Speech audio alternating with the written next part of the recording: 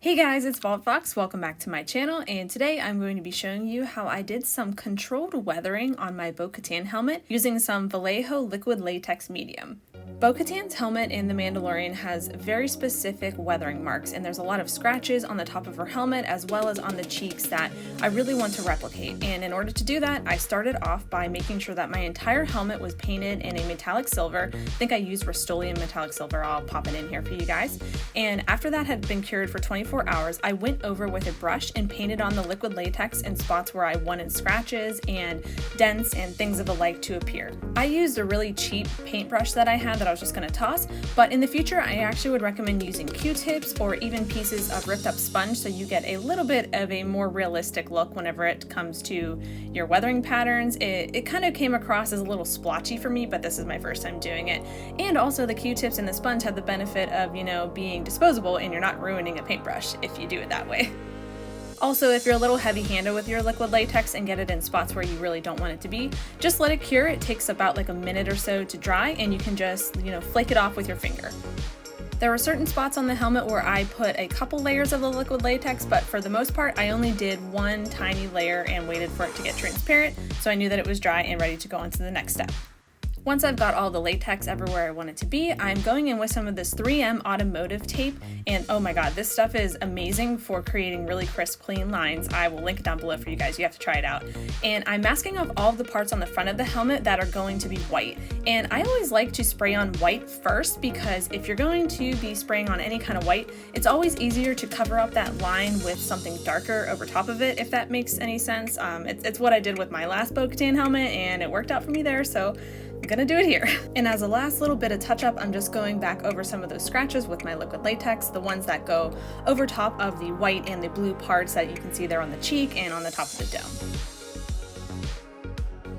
Once all of that latex is dry, I'm going in with some of my thicker blue painter's tape, taping up all of the spots that I don't want to get white, and then I'm gonna go out to my garage and spray on my first layer of paint. For the white on the front of Bo-Katan's helmet, I'm just using Montana Gold spray paint and chalk white. You can use any type of white that you want. This is just what I had on hand. I'm one of those people that whenever I'm spray painting any type of spray paint onto something and doing masking, I like to take the masking tape off immediately because I find that it gives me cleaner lines. Your mileage may vary and the spray paint may vary. With Montana Gold, I tend to get really solid lines whenever I take the tape off as soon as I am done spray painting.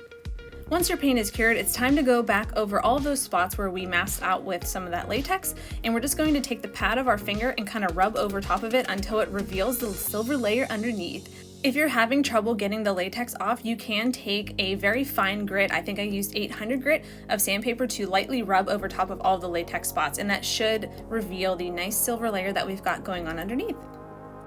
Now that the white masking layer on Bo's helmet is all complete, I am then going to go and mask all of that white part off so that I don't get any of that white covered with the blue layer that I'm doing next.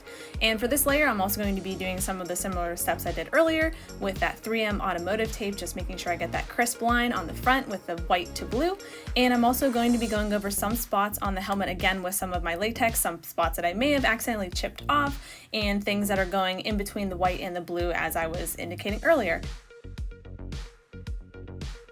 I'm also making sure to cover the ear caps with some of that blue painter's tape as well, because on the reference photos, those are supposed to remain silver too.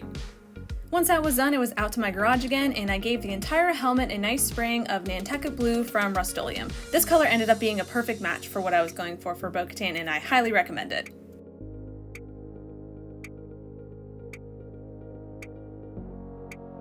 And here's the helmet with all of that masking tape taken off, and it's back to masking off the back little T-bar thing, and I'm just using Rust-Oleum and Evening Navy for that part.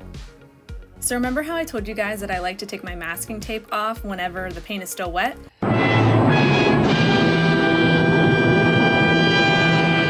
It's totally okay. This is not the first time that I've done this, and with that, I know how to fix this. So all you have to do is take some 91% or even 70% alcohol and a cotton ball or a cotton pad and just lightly go over the spot where the wet paint is and just kind of buff it out.